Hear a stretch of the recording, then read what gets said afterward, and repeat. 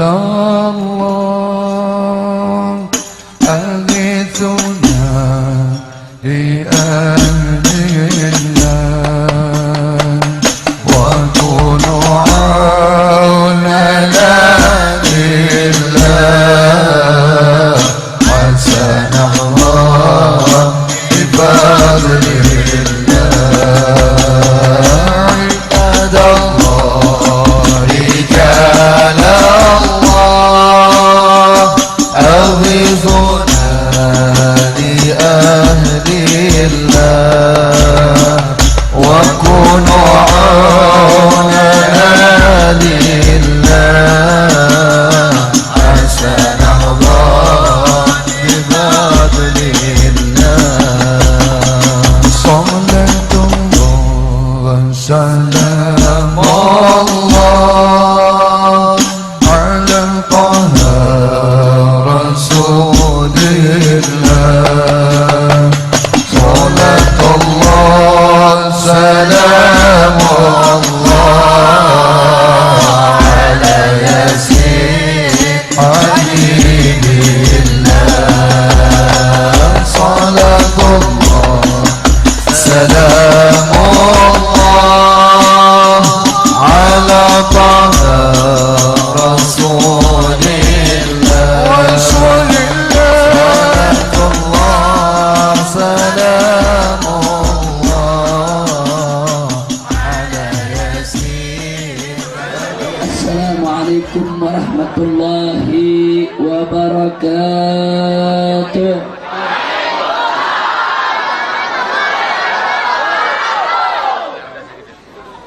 Bismillah walhamdulillah wala hawla wala quwwata illa billah. Ashhadu an la ilaha illallah wahdahu la syarika lah wa ashhadu anna sayyidana Muhammadan abduhu wa rasuluh la nabiyya ba'dah. Allahumma salli wa sallim wa barik ala sayyidina wa habibina wa syafi'ina wa maulana nabiyyina Muhammadin wa ala alihi at-tahirin at-tayyibin wa ashabihi al-ghurri al-mayamin wa man tabi'ahum bi ihsanin ila yaumiddin. Siyadatul habaib asy-syurafa wa sa'adatul ulama'il fudala wa jami'il hadirin al-ahibba'il a'izza rahimakumullah. Usikum jami'an wa nafsi bitaqwallah wa bita'ati rasulillahi sallallahu alaihi wasallam. Fanas'alullah subhanahu wa ta'ala an yahdiyana ila siratikal mustaqim wa yaj'alana minal muttaqin wa yudkhilana jannatahu jannatan na'im bihaqqi sayyidil mursalin walhamdulillahi rabbil alamin. Taqabbalallahu minna wa minkum fataqabbal ya karim. Pada kesempatan yang berbahagia ini kita sampaikan salam penghormatan kita dengan penuh rasa mahabbah kepada para habaib, para kiai, para ajengan, para ustadz, wabil khusus guru kita semua, panutan kita yang sangat kita cintai, akhirnya al-fadil al-ustadzul mubarak ad-da'i ilallah wal mujahid fi sabilih al-muhtaram al-mukarram Kiai Haji Muhammad Zain hafizahullah ta'ala wa ra'ah. Matanallah bituli hayati wa nafa'ana bi ulumi fid dini wad dunya wal akhirah. Amin ya rabbal alamin. Kita selalu doakan beliau semoga panjang umur dalam taat dan ibadah, dalam sehat walafiat, dan diberkahi segenap anggota keluarga besarnya. Amin ya rabbal alamin. Sebagaimana sama kita maklumi, Tabligh Akbar peringatan yang diadakan di bulan Rajab yang mulia ini, bulan Isra Mi'rajnya Nabi Muhammad sallallahu alaihi wasallam, yang sekaligus juga merupakan peringatan haul yang ke-30 dari almarhum wal maghfurullah Mama Haji Mahfudin, ayahanda orang tua dari guru kita. Begitu juga sekaligus haul yang ke-15 daripada almarhum wal maghfurullah Habib Hasan Al-Jufri, dan juga merupakan peringatan yang ke-15 kali dilaksanakannya pernikahan massal di majelis ini. Nah, oleh karenanya, ayo sama-sama kita baca surat Al-Fatihah terlebih dahulu untuk kedua daripada almarhum yang kita peringati haulnya pada malam hari ini. Begitu juga untuk orang-orang tua kita semua. Ala Allah subhanahu wa ta'ala an yatakasyahum birahmati wal maghfirah, wa an yataqabbala minhum jami'a salihatihim, wa an yatajawaza anhum jami'a sayyi'atihim, wa an yaj'alahum min ahlil khair, wa yajma'ahum ma'a jami'i ahlil khair, wa yab'athahum fi zumrati ahlil khair, wa an yunsila alaihim fi buburihim kulla khair bihaqqi imami ahlil khair, wa ila hadratin nabi sayyidina Muhammadin sallallahu alaihi wasallam bisirril Fatihah.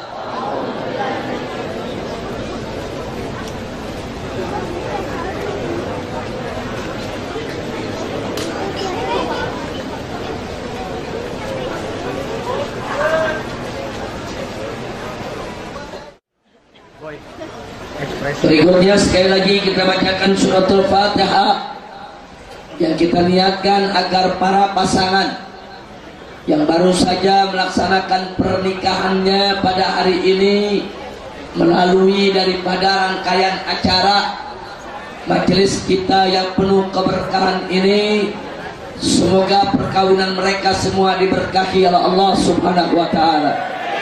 Allah subhanahu wa ta'ala an yubarik lahum wa yubarik li zawajihim wa an yaj'al zawajahum zawajan tayyiban, zawajan salihan, zawajan mubarakan. Amin ya rabbal alamin. Wa Allah subhanahu wa ta'ala an yajma'ahum jami'an fi khairin wa afiyah, wa an yahiba lahum auladan salihin, alimin, amilin, mukhlisin, mu'minin, muslimin, sabirin, syakirin, mujahidin fi sabili rabbil alamin, wa ila hadrati sayyidil mursalin bisirril Fatihah.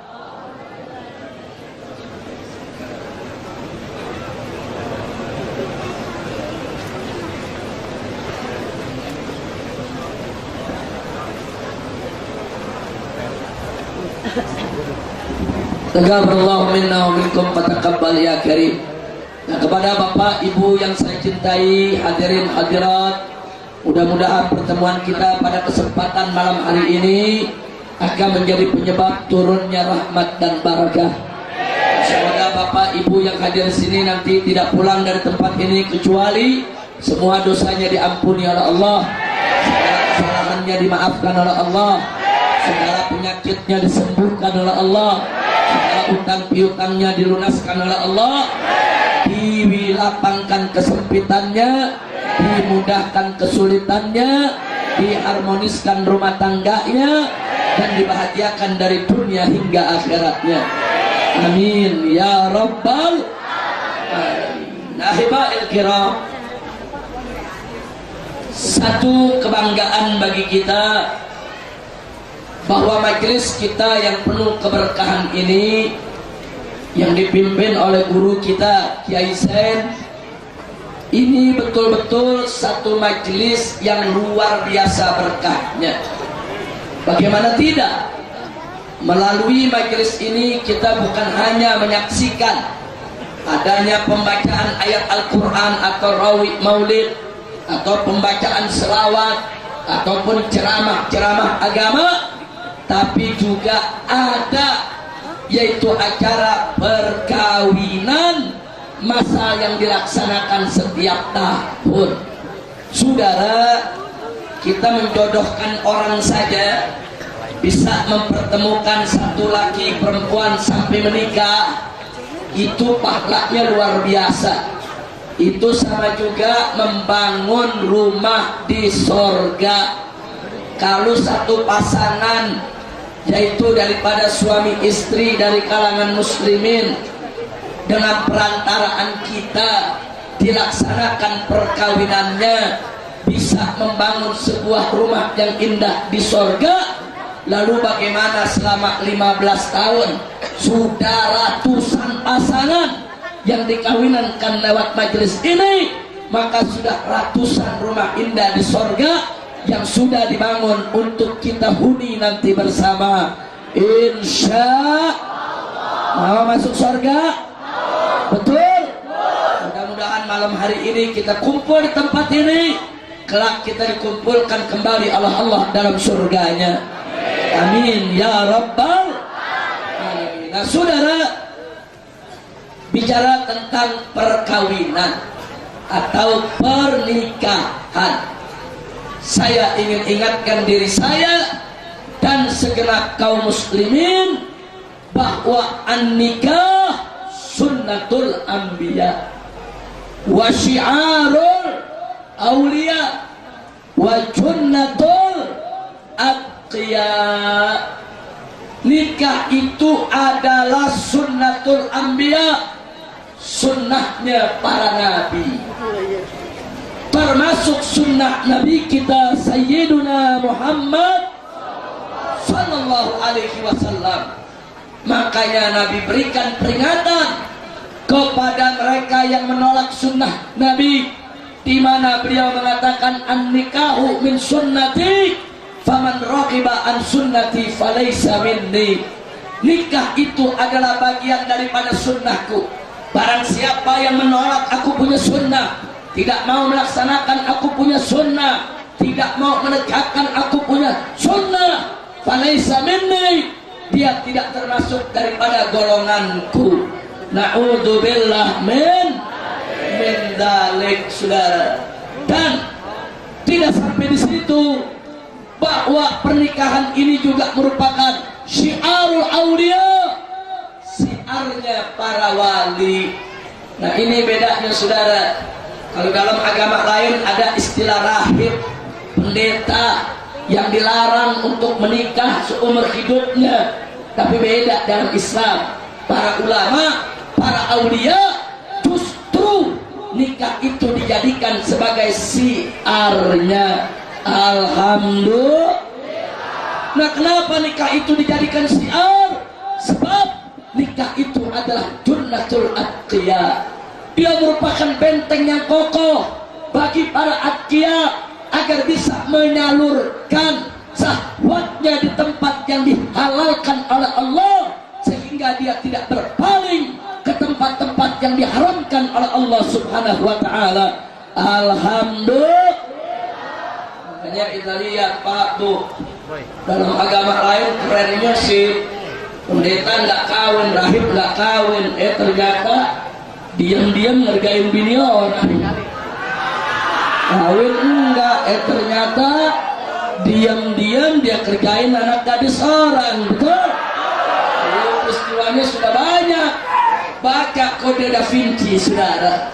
Satu buku berjudul Da Vinci Kode menceritakan bagaimana perselingkuhan-perselingkuhan, bagaimana kebejatan-kebejatan tokoh-tokoh agama di gereja-gereja yang katanya nggak boleh kawin, yang katanya nggak boleh berkeluarga, yang katanya suci dan mulia, tidak menyentuh perempuan, ternyata di balik itu menyimpan aneka ragam kejahatan yang ngarang orang mereka sendiri, yang cerita orang mereka sendiri, saudara, yang melakukan mempublikasikan orang mereka sendiri. Kita tidak melakukan fitnah. Makanya saudara, dalam Islam kita tidak diajarkan pura-pura alim, pura-pura soleh, pura-pura nggak doyan perempuan, ternyata di belakang paling doyan. Kacau tidak? Kacau tidak? Kalau Islam gentleman, doyan ngomong di depan, betul? Yang kawin secara halal, betul? Kalau begitu saya tanya, agama Islam indah tidak?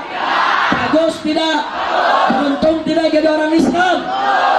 Alhamdulillah. Kira-kira jelas gak?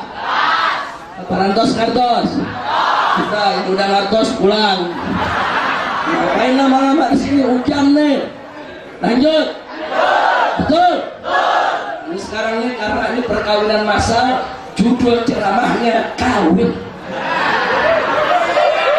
Bus, gua anak muda dengar kawin ketahuan lu kan. Mudah-mudahan anak muda kita doain biar enteng rezekinya, murah rezekinya, enteng jodohnya. Amin ya rabbal. Amin ya subhanallah. Makanya tahun depan biar 500 orang kawin massal. Masya Allah, ini biar pada daftar nih semua nih. Insya mudah-mudahan semuanya tahun depan insya Allah yang belum kawin dapat jodohnya. Amin ya rabbal. Nah saudara, bicara tentang perkawinan, saya ingin ingatkan Pak Bu ya, ada 3 tujuan pokok perkawinan yang tidak boleh dilupakan oleh umat Nabi Muhammad sallallahu alaihi wasallam. Siapapun dari umat Nabi, baik yang sudah kawin atau yang baru kawin atau yang akan kawin nanti, saudara, mereka yang membina rumah tangga, mereka yang melakukan pernikahan atau perkawinan, tolong 3 tujuan perkawinan ini dijaga, diwujudkan, direalisasikan agar kita semua mendapat ridha Allah Subhanahu wa ta'ala. Mau tahu? Betul? Mau tahu tidak? Mau tahu tidak? Betul? Baik, yang pertama, saudara, tujuan perkawinan yang pertama ialah agar umat Islam menyalurkan syahwatnya di tempat yang dihalalkan oleh Allah. Jangan sampai menyalurkannya di tempat yang diharamkan oleh Allah. Allah itu maha adil. Allah yang menciptakan manusia, Allah tahu kalau manusia itu punya kebutuhan biologis. Allah yang menciptakan manusia, Allah juga tahu kalau manusia itu punya syahwat, saudara. Dan Allah yang menciptakan manusia, Allah juga tahu kalau kebutuhan biologis itu harus terpenuhi, kalau syahwat itu harus tersalurkan. Oleh karenanya Allah sediakan jalurnya, jalur yang sehat, jalur yang baik, jalur yang berkah, jalur yang halal. Itulah yang disebut an-nikah, pernikahan. Dan Allah tidak izinkan manusia untuk memenuhi kebutuhan biologisnya atau menyalurkan syahwatnya di jalan yang tercela, di jalan yang penuh penyakit, di jalan yang dilaknat, di jalan yang membahayakan dunia dan akhiratnya, di jalan yang haram, yaitu az-zina, perzinahan, saudara. Makanya dalam khutbah nikah yang pernah diajarkan oleh Nabi kepada sahabat dan juga dibaca oleh para ulama di zaman ini tentang nikah dan zina, di mana dikatakan ahallallahu nikah wa harramas sifah. Artinya apa? Allah menghalalkan pernikahan dan Allah mengharamkan perzinahan. Han. Saudara, beda nikah sama zina, saudara, tipis. Maksudnya tipis apa? Zina sama nikah sama-sama menyalurkan syahwat, sama-sama memenuhi kebutuhan biologis.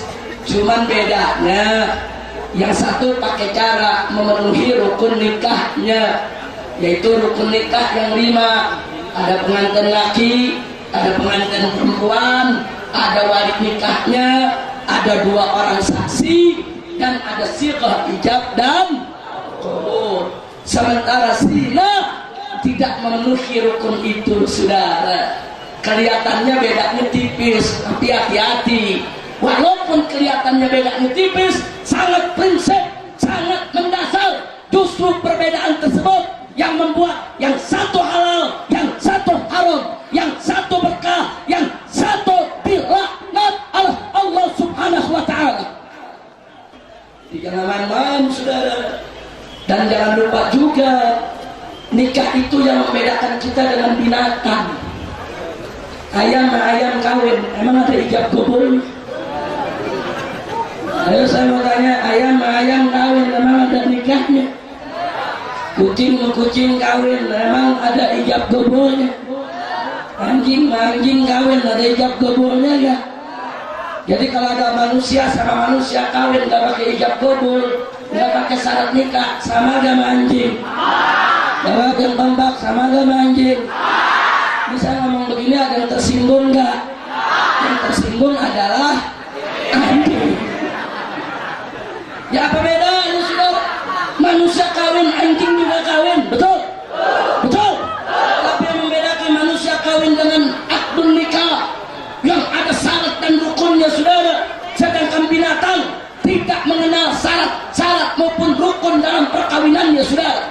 Hati-hati, begitu ada manusia yang melakukan persinahan, yang menyalurkan syahwatnya, saudara, tanpa jalur pernikahan, yang memenuhi kebutuhan biologisnya dengan jalan persinahan, dia sudah menjatuhkan martabatnya sama dengan binatang, sama dengan anjing, bahkan balhum adol, mereka lebih sesat, lebih hina daripada binatang, saudara.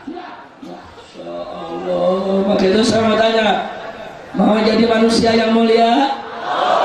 Betul? Siap junjung tinggi pernikahan? Siap jauhkan diri dari persinahan? Alhamdulillah. Makanya Allah katakan dalam Al-Quran, faqala ta'ala wala taqrabus zina innahu kana fahisyatan wa sa'a sabila. Pak, Bu, dalam ayat ini Allah mengatakan wala taqrabus zina, jangan kamu dekati zina. Allah tidak mengatakan wala tasnu, jangan kamu zina. Loh, apa bedanya?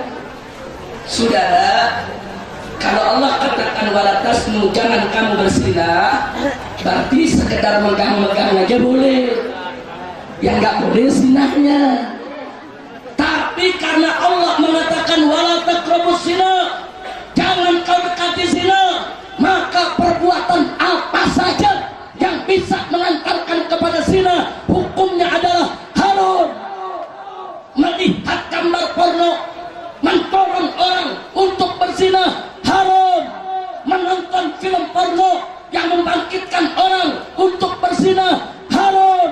Berkhulwat dua-duaan antara laki dan perempuan yang bukan mahram, membuka pintu zina, hukumnya juga haram. Kira-kira jelas tidak? Jadi yang haram bukan zinanya saja, bukan apa saja yang bisa membuka pintu zina, apa saja yang bisa mengantarkan kepada zina, apa saja yang bisa membangkitkan syahwat untuk berzina, hukumnya adalah haram. Kira-kira jelas tidak? Jelas tidak? Bu, Bu, makanya kalau ibu punya anak gadis dikanjangin sama lelaki, ada gak? begitu datang ke rumah duduk di depan, ibunya ngomong sama lakinya, Kang, kesian anak kita tuh terang-terangan lampunya dilihatin tetangga, matiin apa tuh lampu. Kacau gak? Kacau gak? Saya ada tanya anak muda, Habib, apa boleh kita pacaran? Jawab jangan.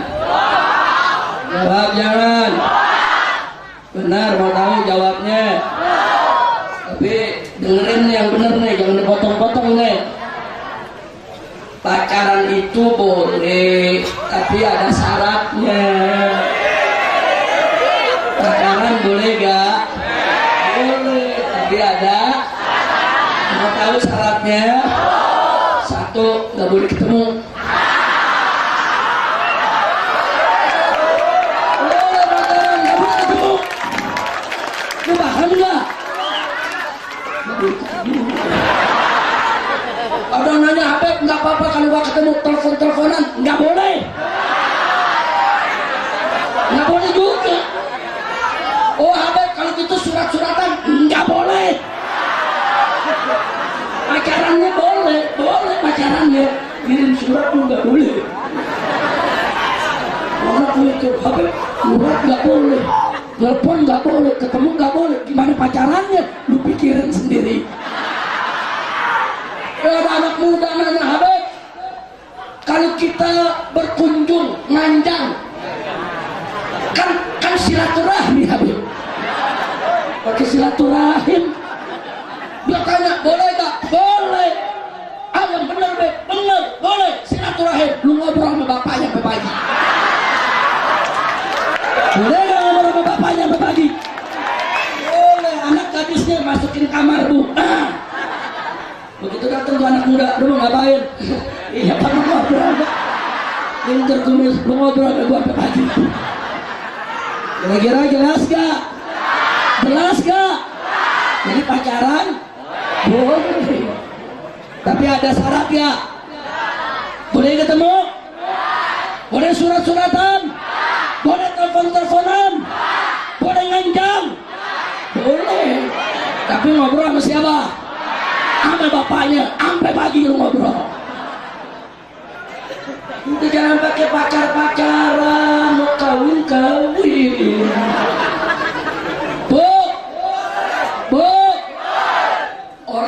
Orang tua kita kawin gak pakai pacaran, awet-awet, betul? Habis kawin sampai jadi nenek-nenek, sampai kakek-kakek, betul? Betul? Anak muda sekarang pacaran 6 tahun, kawin 6 bulan bubar. Ada gak? Ada gak? Lu sok tahu sih. Dibilang jangan pacaran, enggak, pacaran itu kan menjajaki. Unyil. Lu pakai menjajaki, lu mau menjajaki apa mau mendaki lo? Kacau tidak? Kacau tidak? Jangan, nih, bu. Nih, perhatian anak-anak muda nih. Omong kosong.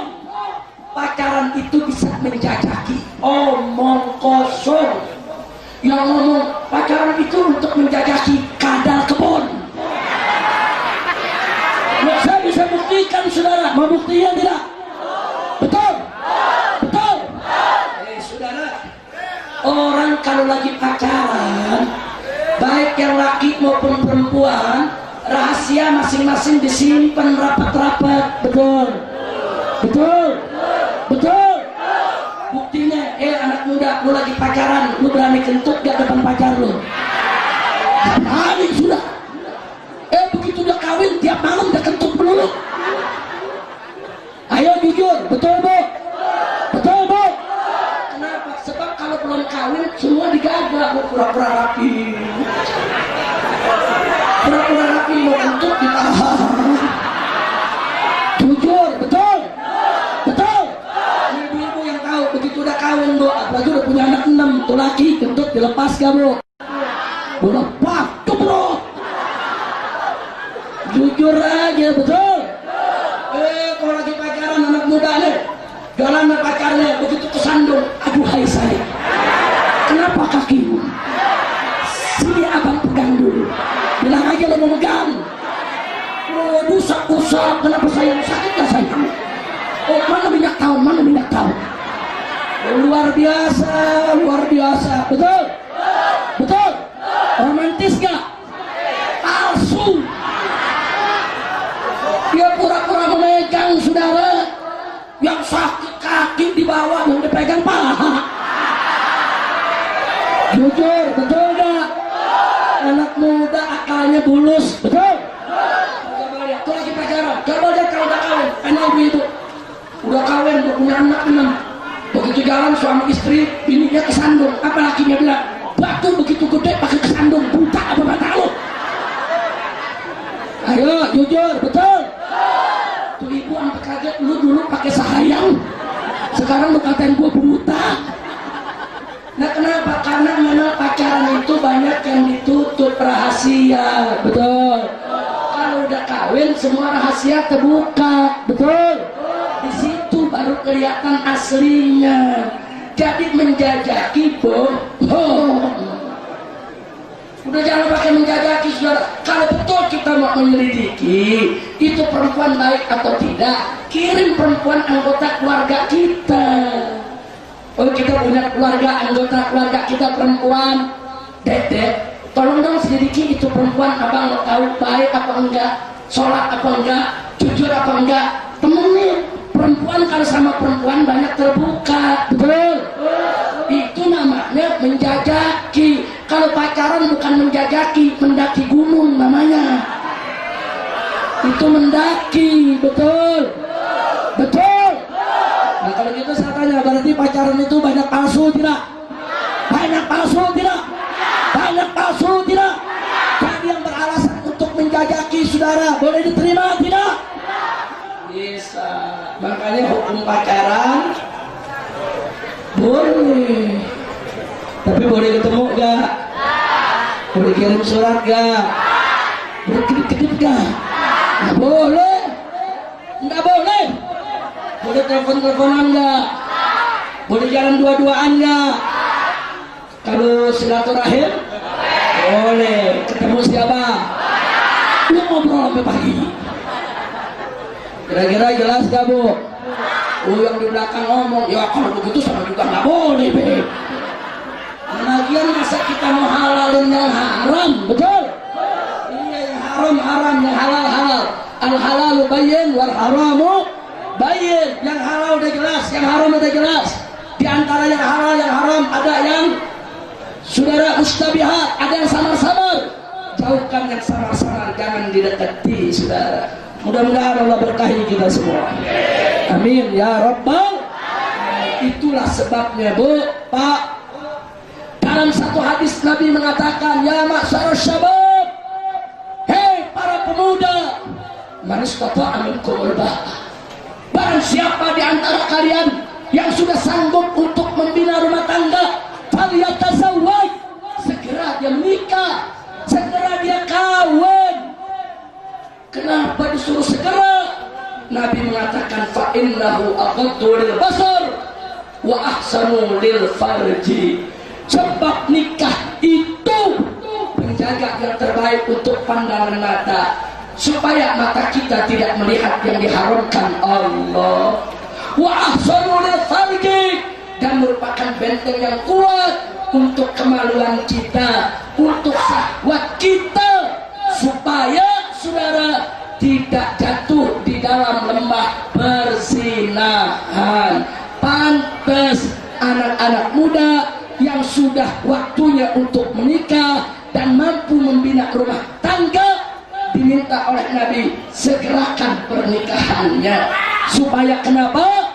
Supaya saudara mereka itu tidak jatuh ke lembah dosa, tidak jatuh dalam perzinahan, tidak jatuh dalam yang diharamkan oleh Allah Subhanahu wa ta'ala. Alhamdulillah. Kira-kira jelas tidak?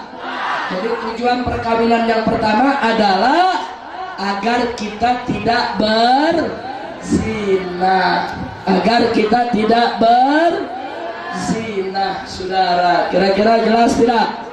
Paham semua? Betul? Yang kedua, tujuan perkawinan yang kedua, sebagaimana Allah firmankan dalam surat An-Nahl, saudara. Wallahu subhanahu wa ta'ala qala wallahu ja'ala lakum min anfusikum azwaja wa ja'ala lakum min azwajikum banina wa hafada. Shadaqallahul azim. Bapak Ibu yang saya cintai, dalam ayat ini Allah mengatakan wallahu, dan Allah ja'ala lakum, menjadikan bagi kamu sekalian min anfusikum azwaja, yaitu dari diri kamu sendiri, para pasangan hidup, para istri. Wa ja'ala lakum min azwajikum, dan Allah menjadikan bagi kamu, untuk kamu sekalian, dari pasangan hidupmu banina wa hafada, yaitu anak dan cucu.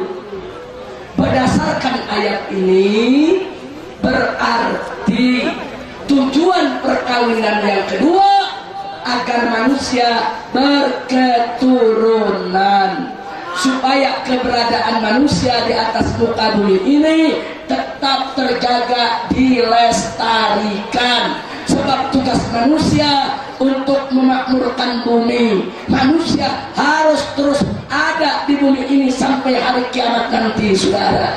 Untuk melestarikan keberadaan manusia, maka perkawinan diperlukan agar proses reproduksi manusia berjalan terus di atas muka bumi ini, saudara. Alhamdulillah. Kalau begitu saya mau tanya, jadi kalau orang kawin ditanya, kamu kenapa kawin? Oh, saya mau punya anak, mau punya cucu. Wajar tidak? Wajar tidak? Sangat wajar, karena memang itu tujuan perkawinan. Tujuan perkawinan yang kedua, supaya punya cucu, supaya punya anak. Alhamdulillah. Terus muncul pertanyaan, muncul pertanyaan. Baik, nu di belakang kayak ada kaset rusak. Masya Allah. Baik, lanjut. Lanjut. Sudah. Bicara tentang keturunan, Islam punya prinsip tentang berketurunan. Yang pertama, prinsip Islam adalah dari segi kuantitas, keturunan harus banyak. Yang kedua, dari segi kualitas, keturunan harus bermutu. Ini dua prinsip Islam dalam berketurunan. Yang pertama, setiap Muslim kalau mereka ingin berketurunan, perbanyak anak mereka, perbanyak keturunan mereka. Nabi bersabda dalam hadisnya, tazawwaju taksuru, kawinlah kamu sekalian supaya kamu menjadi banyak. Fa inni mubahibikum umam yaumil qiyamah, nanti di hari kiamat aku akan banggakan kalian di hadapan umat-umat yang lain, bahwa aku punya umat yang terbanyak dibandingkan yang lainnya. Masya Allah. Yang punya anak banyak besok dibanggakan Nabi di hari kiamat. Ini umatku, ini kebanggaanku, keturunannya banyak. Ini hadis Nabi, saudara. Hadis yang lain Nabi, saudara, tegas. Nabi mengatakan, tazawwajul wadud al walud, fa inni mukatsir bikum umam yaumil qiyamah. Nikahi perempuan-perempuan yang baik, perempuan-perempuan yang berketurunan. Kenapa? Supaya aku merasa bangga dengan banyaknya kalian nanti di hari kiamat. Ini ajaran Nabi. Jadi saya bertanya, jadi Nabi suruh kita punya anak dikit atau banyak? Dikit atau banyak? Jawab yang kompak, dikit atau banyak? Dikit atau banyak? Apa pernah Nabi mengatakan cukup 2 anak saja? Apa pernah Nabi ngomong begitu? Siapa yang ngomong begitu? Siapa yang ngomong cukup 2 anak saja? Ada gak yang ngomong begitu? Ada yang ngomong begitu? Itu program Nabi bukan? Program Islam bukan? Program ulama bukan? Saya diprotes. Ada ngomong begini, Habib Rizik kan lebih baik punya anak satu jadi kiai daripada 20 jadi bajingan.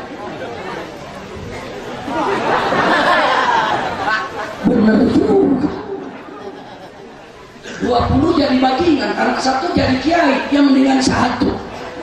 Iya. Jawab jangan. Jawab jangan. Saya bilang tunggu dulu. Kalau menurut saya lebih baik punya anak 20 jadi kiai semua daripada satu jadi koruptor. Betul? Betul? Sama tanya ibu-ibu, Bu, ibu pilih mau punya anak 20 jadi kiai semua atau satu jadi bajingan? 1 sampai 20? 1 sampai 20? Alhamdulillah. Alhamdulillah. Mudah-mudahan ibu pulang saya doain hadir sini anak ke-40 sudah. Amin. Amin. Pokoknya ngomong lebih baik satu jadi kiai, 20 jadi bajingan. Lu punya anak 20 jadi bajingan, emang lu gak didik, goblok? Jadi kalau kita punya prinsip jangan begitu. Lebih baik punya anak 20 jadi orang yang berkualitas, bermutu, dididik dengan baik daripada punya satu dari bajingan, dari penjahat, dari gangster. Betul? Betul? Takbir. Ada lagi yang protes. Habib Rizik, kalau nanti umat Islam punya anak banyak, keturunan banyak, nanti bagaimana di kemudian hari makan mereka? Nanti bagaimana perumahannya mereka? Ada sandang, pangan, papan. Habib jangan sembarangan ngajar umat anak banyak. Nanti di kemudian hari orang bisa kelaparan, Habib.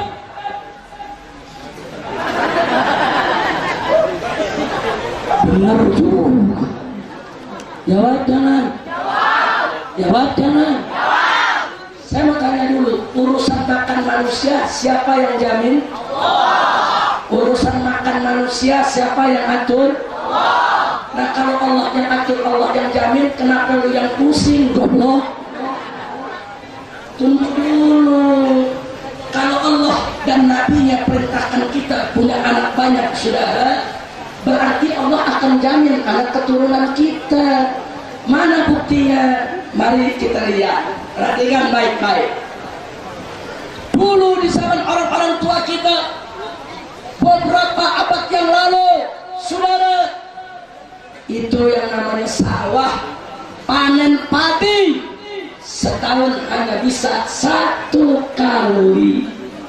Ketika itu kalau ada mengatakan setahun bisa 2 kali panen, nggak ada orang percaya. Dikatakan gila, edan, nggak ada percaya. Kenapa? Di zaman itu teknologi pertanian belum canggih, bibit unggul belum ditemukan, saudara. Lalu kenapa ketika itu Allah berikan ilmu setahun cuma sekali panen? Sebab Allah Maha tahu sekali panen ketika itu cukup untuk makanan umat manusia sedunia, saudara.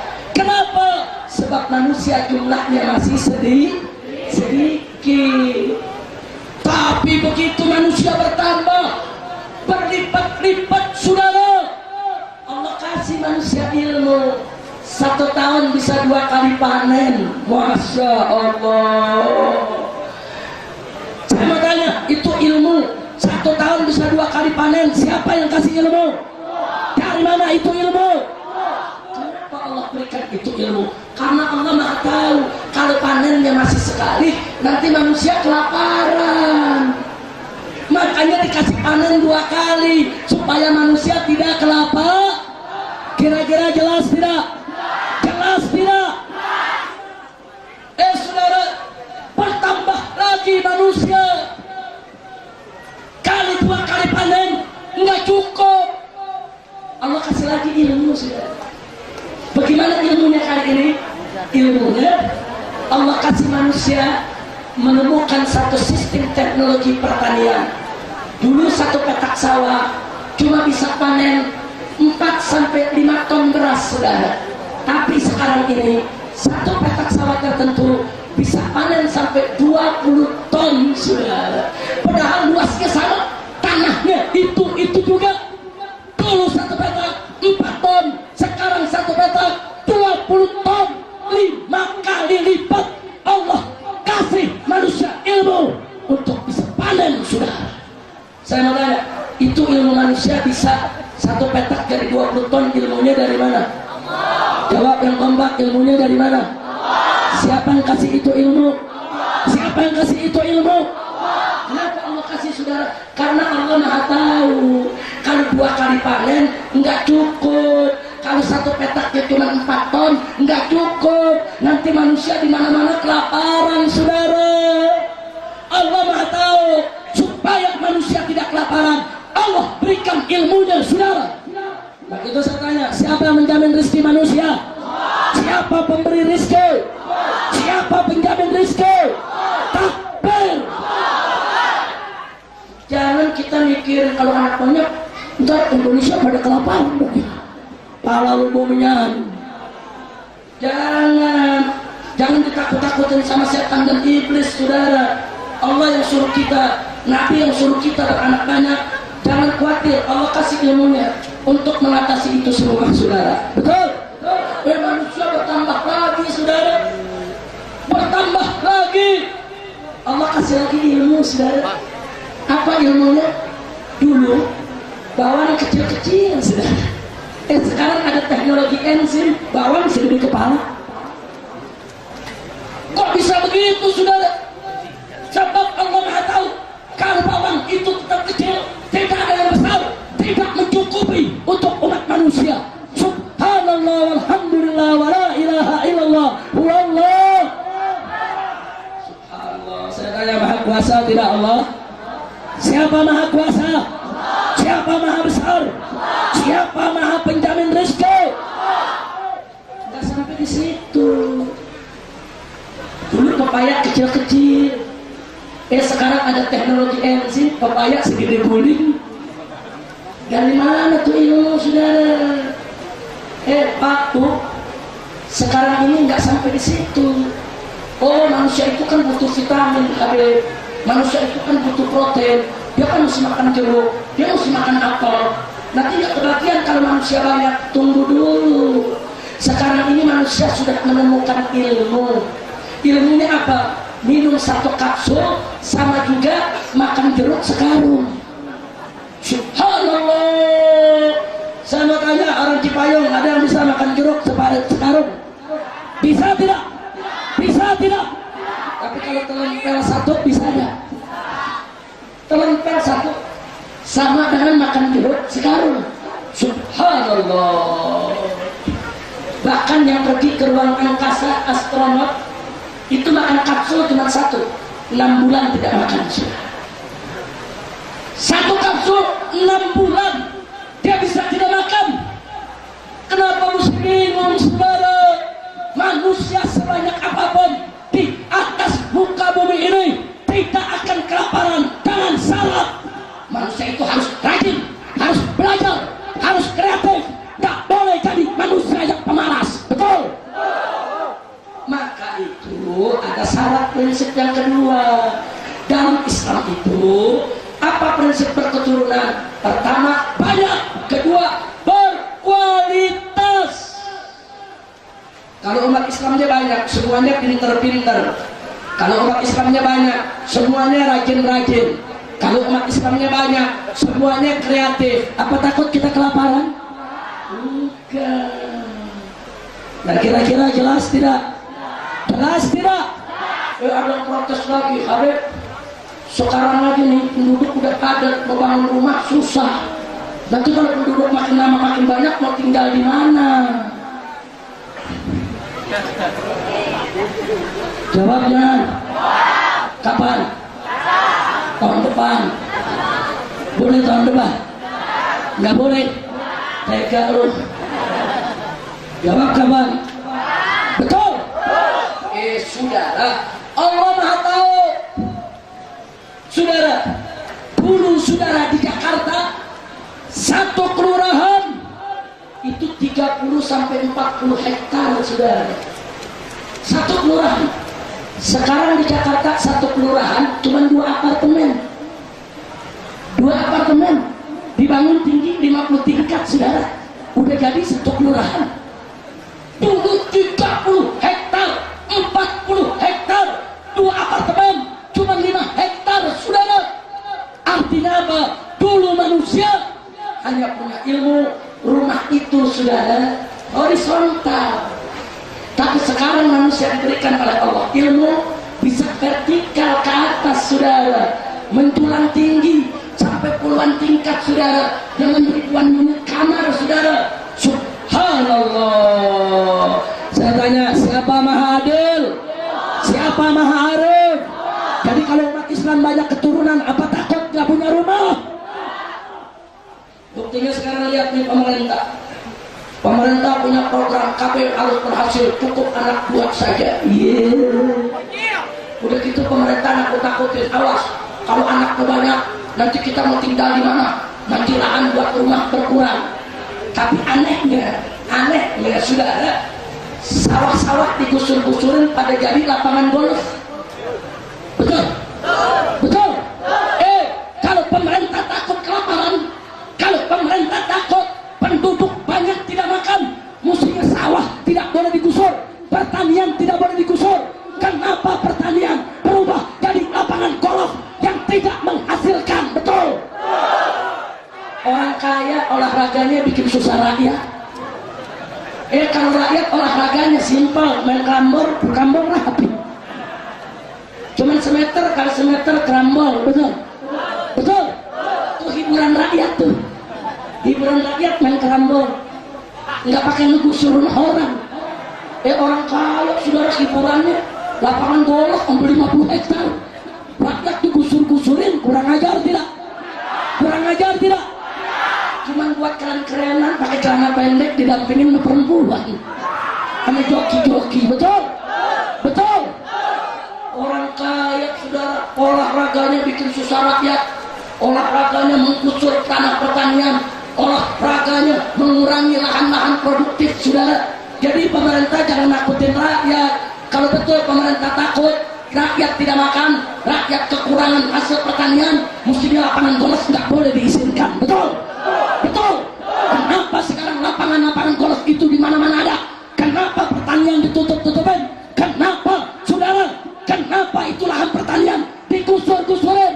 Sebab pemerintah tahu ada pertanian insentif yang produktif dengan lahan yang sedikit, hasil yang banyak. Sebetulnya pemerintah nggak takut kita kelaparan, saudara, cuma nakut-nakutin kita supaya kita tidak punya anak banyak. Dasar licik. Betul? Nah, kira-kira saya sampaikan jelas tidak? Jelas tidak? Maka itu saya mau tanya umat Islam ke depan, siap punya anak banyak? Siap punya anak banyak? Tapi harus berkualitas. Itu yang nggak boleh kita lupa, insya Allah. Kira-kira jelas tidak? Yang terakhir, ketiga. Tadi saya bilang ada berapa semua? Ada berapa? Jadi tujuan perkawinan yang pertama supaya umat Islam tidak berzina. Tujuan perkawinan yang kedua supaya punya keturunan, insya. Yang ketiga Pak Bu, tujuan perkawinan ialah sebagaimana Allah firmankan dalam Al-Quran. Faqala ta'ala, wa min ayatihi an khalaqalakum min anfusikum azwaja litaskunu ilaiha wa ja'ala bainakum mawaddatan wa rahmah inna fi dzalika laayatin liqaumin yatafakkarun. Jadi kata Allah, Bu, Pak, sebagian daripada tanda-tanda kebesaran Allah adalah Allah menciptakan untuk kamu sekalian dari dirimu sendiri, yaitu pasangan hidup. Bagi yang lelaki diciptakan istri, bagi yang perempuan diciptakan suami.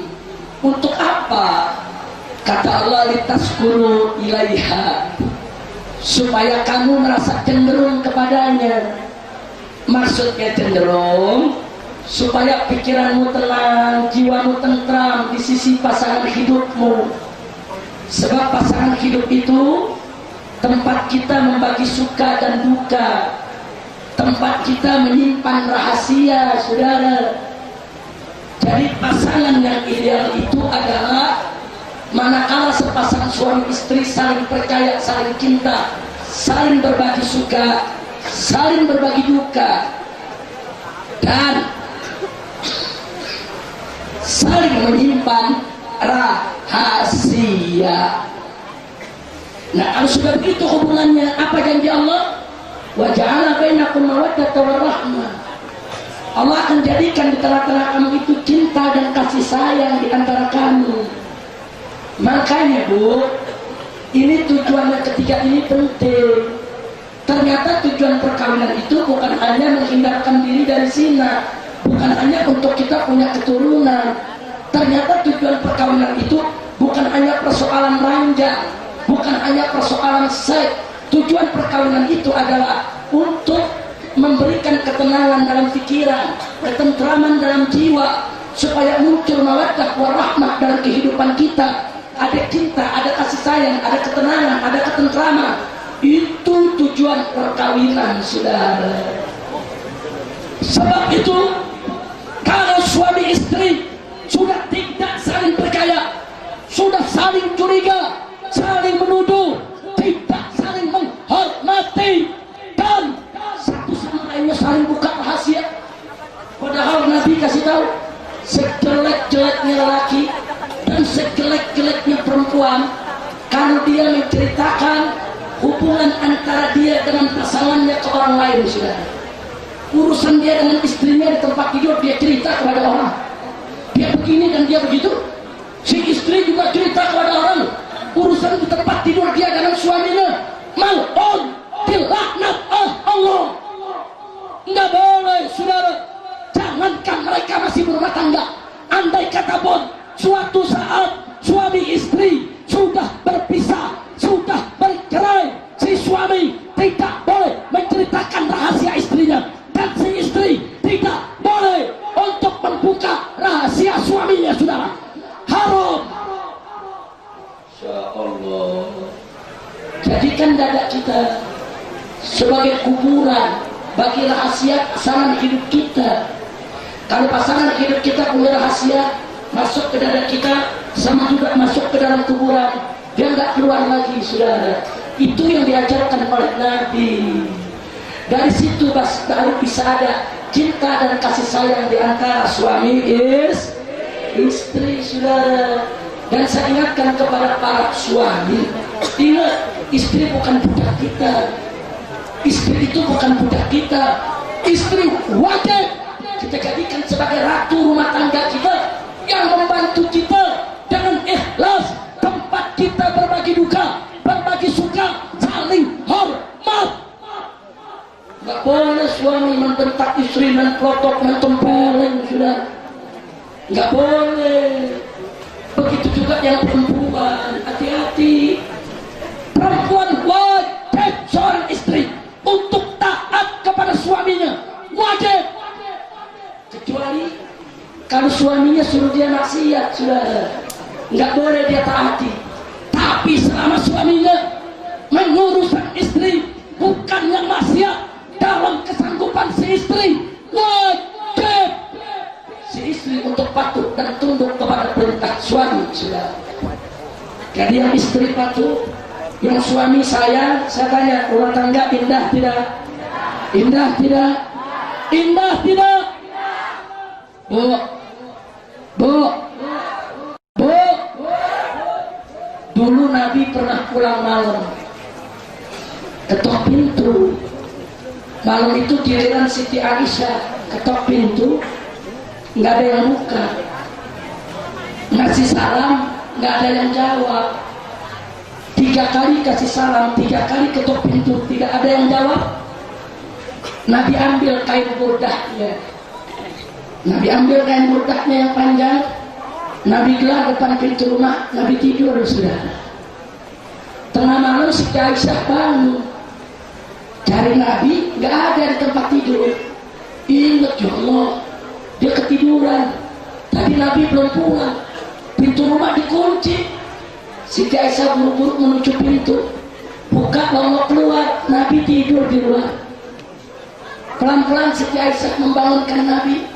Kata Siti Aisyah, ya Rasulullah, kenapa kau tidur di luar? Nabi bangun. Kata Nabi, aku sudah ketok pintu tadi. Sudah 3 kali aku berikan salam, tidak ada sautan. Aku tahu kau tidur, maka itu aku lebih suka tidur di luar. Kata Siti Aisyah, ya Rasulullah, ketok aja biar aku bangun. Aku minta maaf ya Rasulullah, aku ketiduran, aku capek, aku tidak sengaja. Apa kata Nabi? Justru aku tahu kau capek, justru aku tahu kau lelah, aku tidak mau mengganggu istirahatmu. Subhanallah. Nabi jangankan melototi istri, apalagi nempelin istri, mengganggu tidur istri, Nabi tidak rela, saudara. Masya Allah. Bu, ibu ada punya suami macam begitu? Malam pulang ketok pintu 3 kali nggak dibukain, tidur di depan. Bu, jujur bu, suami ibu begitu gak? Begitu gak? Kira-kira kalau 3 kali ketok nggak bangun bagaimana bu? Ada ibu bilang ditendang, ada yang bilang lagi didobrak tuh pintu. Ini pengakuan ibu-ibu nih bu. Saya mau tanya bapak-bapaknya sekarang, ada yang baru pulang malam ketok pintu nggak dibukain, tidur di depan pak? Pak, ini ada ibunya nih pak, nggak ada yang berani ngomong. Jadi saudara, itu akhlak kita punya Nabi. Jangankan nempelin istri, jangankan melototi istri, sampai mengganggu istri yang sedang istirahat, Nabi tidak rela melakukan, ya saudara. Maka itu saya tanya, kita punya Nabi akhlaknya mulia tidak? Agung tidak? Suci tidak? Sallu ala Nabi. Alhamdulillah, pantas rumah tangga Nabi itu sakinah, pantas rumah tangga Nabi itu penuh mawaddah warahmah. Kenapa? Sebab Nabi tampil sebagai suami terbaik sepanjang sejarah kehidupan manusia. Dan sebab para istri Nabi tampil menjadi wanita-wanita terbaik, istri-istri terbaik sepanjang sejarah umat manusia. Bu, Nabi punya istri banyak, ada 9 istrinya di madu, tapi nggak berkelahi. Rumah tangganya adem, rumah tangganya aman, rumah tangganya mawaddah, rahmah, indah tidak?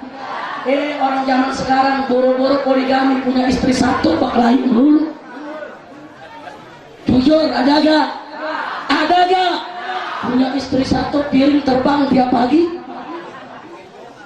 Maka itu saudara, saya ingin ingatkan di sini. Yuk mari bicara soal perkawinan. Yuk kita lihat kita punya Nabi, bagaimana beliau membangun rumah tangganya dengan iman, dengan takwa, dengan mawaddah, dengan rahmah, sehingga rumah tangga Nabi menjadi sakinah. Alhamdulillah. Nah sekarang saya mau kasih kiat buat pengantin baru. Kiat supaya rumah tangga langgeng, rumah tangga lestari, sakinah. Saudara, ada 2. 1, bersyukur atas kelebihan yang dimiliki oleh pasangan kita. 2, bersabar atas kekurangan yang dimiliki oleh pasangan kita. Jadi kuncinya syukur dan sabar. Nah saya mau sampaikan cerita. Mau dengar cerita gak? Mau dengar cerita gak? Dulu di tengah bangsa Arab ada 1 orang lelaki. Dia soleh, ibadahnya kuat kepada Allah, tapi perawakannya nggak bisa nikah. Udah jelek udah. Bahkan orang bilang apa? Ini bangsa Arab yang paling jelek. Jelek rupanya, bukan jelek hatinya, saudara. Jelek bro, jelek udah. Tapi hatinya bersih, imannya mantap, ibadahnya kuat. Subhanallah, dia dapat jodoh dikasih oleh Allah, perempuan tercantik di tengah bangsa Arab. Oh, saudara, lakinya paling jelek, perempuannya paling rezeki tuh. Ayo jujur lagi, rezeki gak? Rezeki gak? Rezeki saudara. Ada yang menarik, begitu kawin nikah ternyata istrinya juga solehah saudara. Nah ini dia suami istri setahun gak ribut, 2 tahun gak ribut, 3 tahun gak ribut, rumah tangganya tenang saudara. Masuk tahun keempat ada yang menarik. Suatu pagi istrinya sedang menyiapkan sarapan, lakinya lagi sarapan, tumben-tumbenan si istri liatin lakinya dengan tadi. Biasanya nggak pernah, nyari liatin lakinya yang tua, nggak berkedip tuh mata. Ini laki salah tingkah, dia merasa dilihatin sama istrinya, dia salah tingkah. Si istri tidak paham, dia tegur sama si suami, istriku kenapa sih ngeliatin untuk begitu? Si istri dia malah nyengir, dilihatin lakinya dia nyengir. Saudara, ini suami mulai tersinggung saudara. Si istri ngeliatin kenapa lakiku coba? Dia lihatin saudara, mungkin istri baru sadar lakinya itu. Selama ini dia nggak sadar, udah 3 tahun dia laki bini. Akhirnya suaminya emosi marah, ditegur, istriku, aku tersinggung, kenapa kau lihat aku demikian rupa? Si istri bukan jawab, malah ketawa. Marah si suami saudara, gebrak meja. Ini 3 tahun kawin nggak pernah ribut, baru ribut nih soal sarapan. Ribut saudara depan sarapan, bergebrak meja. Saya nggak terima. Kenapa kamu melihat begitu? Kamu nyesel punya suami sejelek saya? Mulai tersinggung. Si istrinya diam, gak jawab. Kalau kamu nyesel, siapa suruh dulu salaman diterima? Sekarang baru nyesel, marah suaminya. Begitu suaminya sudah marah sampai ubur-ubur, istrinya bilang, tenang suamiku, jangan marah dulu. Nggak bisa, nggak bisa. Ini penghinaan. Udah jelek, nggak tahu diri. Untung bininya ngelayanin, betul, betul. Tapi biar jeleknya saudara harga diri, nggak bisa. Pokoknya mesti dijelasin, kenapa kamu tertawa melihat saya? Kenapa begitu tajam melihat saya? Kalau nggak dijawab, wah ini rumah tangga bisa bubar. Soalnya bisa bubar, nggak dapat lagi loh. Betul. Istri dengan suaminya seperti itu sudah baik, kata istri. Sebentar bang, jangan marah dulu. Saya jawab, ayo jawab, jelasin. Kenapa kamu lihat saya begitu? Kenapa kamu ketawa? Begini bang, saya lihat bang tadi, saya tafakur, saya ingat hadis Nabi, dan begitu saya ingat hadis ini, saya senang, saya tertawa. Loh kok bisa begitu? Karena abang dan saya, insya Allah kita berdua masuk surga bang. Loh bagaimana bisa begitu? Iya bang, coba jelas maksudnya. Begini bang, kata Nabi, la yadkhulul jannah illa syakir wa sabir. Tidak masuk surga kecuali yang bersyukur dan bersabar. Abang dapat istri secantik saya, abang kan bersyukur. Saya dapat suami sejelek abang, saya sabar. Jadi kita syukur sabar masuk surga bang. Suaminya yang tadinya marah ketawa saudara. Oh begitu ceritanya. Masya Allah, kira-kira jelas gak bu? Jelas gak bu? Cuman jangan mentang-mentang ibu dengar nih cerita, ntar lakinya pulang dan ngomong bang lu kan jelek. Gua sabar nih punya laki jelek. Jangan. Ini cerita sebagai contoh betapa pentingnya rumah tangga itu punya sikap syukur dan sabar. Kita punya istri, bapak-bapak, pasti punya kelebihan. Syukuri kelebihannya. Dan pasti punya kekurangan. Sabar atas kekurangannya. Para ibu, suami-suami ibu, pasti punya kelebihan yang orang lain gak punya. Syukuri kelebihannya. Dan pasti juga punya kekurangan, harus sabar dengan kekurangannya. Syukur, sabar, itu merupakan kunci untuk membina rumah tangga sakinah insya. Kira-kira saya sampaikan jelas tidak? Paham tidak? Takbir. Sallu ala Nabi. Alhamdulillah sudah panjang lebar.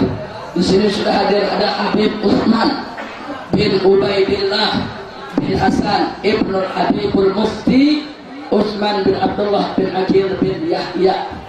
Beliau ini dulu datuknya Al Habib Utsman bin Yahya itu mufti Betawi, muftinya Jakarta, biangnya para ulama di Jakarta dan sekitarnya. Sampai hari ini buku-buku karangannya masih dipakai di pesantren-pesantren Jakarta dan sekitarnya, seperti kitab Adabul Insan, seperti kitab Manhajul Istiqamah, seperti kitab yaitu Sifat 20, seperti kitab-kitab yang lainnya. Alhamdulillah beliau hadir bersama kita di tempat ini. Semoga menjadi penyebab turunnya rahmat dan barakah. Nah, di sini juga ada Habib Hasim Al-Hadda. Ini luar biasa.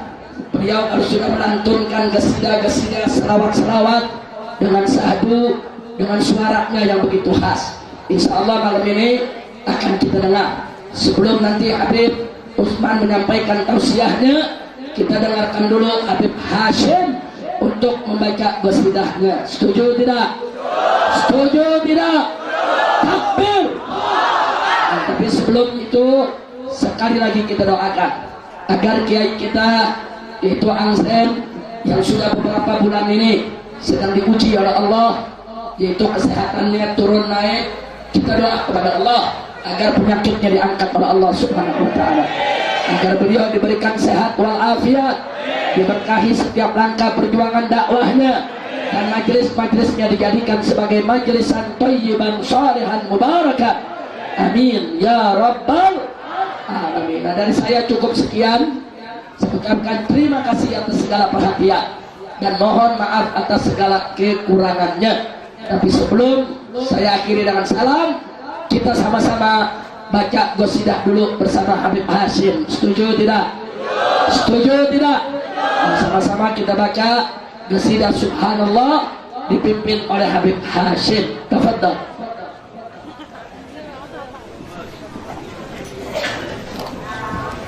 اللهم صل وسلم على سيدنا محمد وعلى آل سيدنا محمد. سبحان الله الحمد لله ولا إله إلا الله.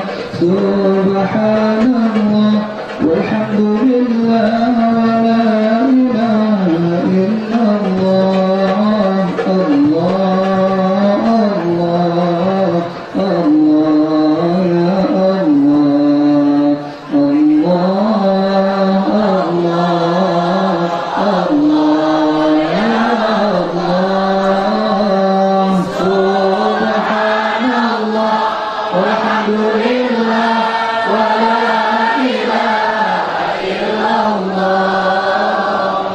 سبحان الله والحمد لله ولا إله إلا الله. الله الله الله يا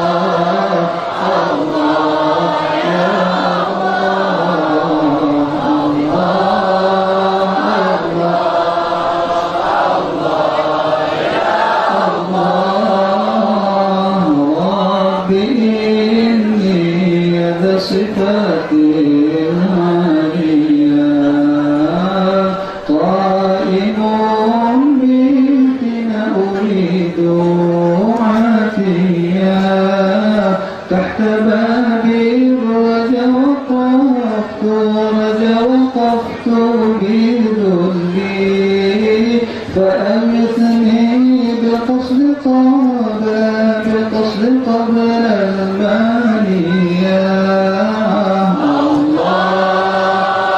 الله الله يا الله.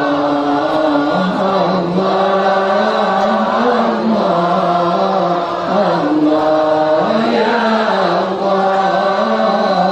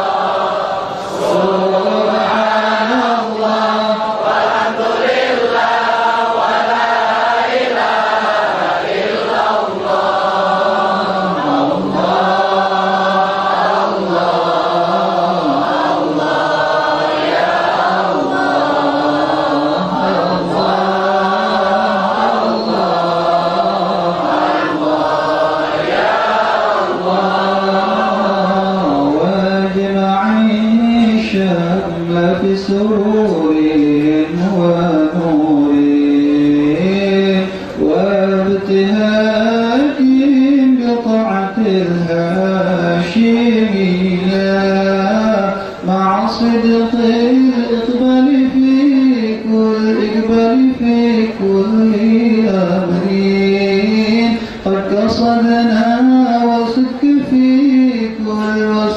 في كل نية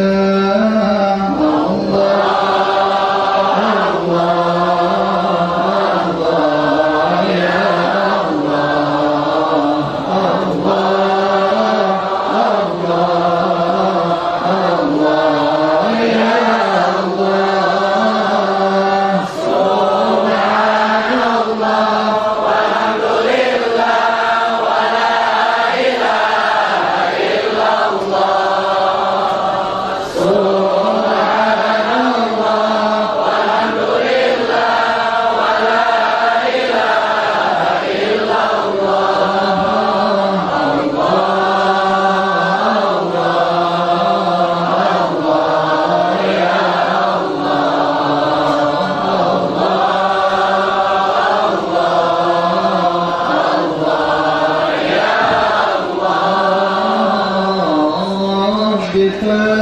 فاسلك بنا سبيل رجال سلكوا في طريقا سويا واهدنا ربنا لما قد هديت سدى